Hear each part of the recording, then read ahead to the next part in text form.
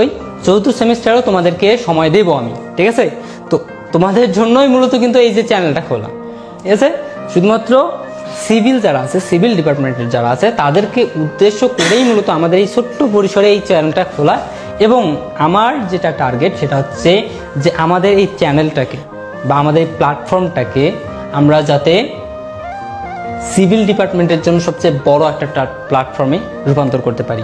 আমরা যদি অন্যান্য প্ল্যাটফর্মগুলো লক্ষ্য করি, সিভিলের জন্য কিন্তু একদম ভালো মানের কোনো প্ল্যাটফর্ম নাই, আর যদিও আছে তবে ওটা চাকরির জন্য, শুধুমাত্র চাকরি রিলেটেড যে পোস্ট বা চাকরি রিলেটেড যে পড়াশোনাগুলো করা দরকার সেগুলোই করানো হয়, অন্য কিছু কিন্তু করানো হয় না। বা একাডেমিক পড়াশোনাগুলো একদম ভালোভাবে দেওয়া হয় না, দিলেও কিভাবে দেয়, ওই যে খাতায় করানো, অথবা যদি বোর্ডে করায়ও তাহলে কোয়ালিটি একদম বাজে, ঠিক আছে। এই কারণে মূলত আমরা সিভিলকে টার্গেট করে ইনশাআল্লাহ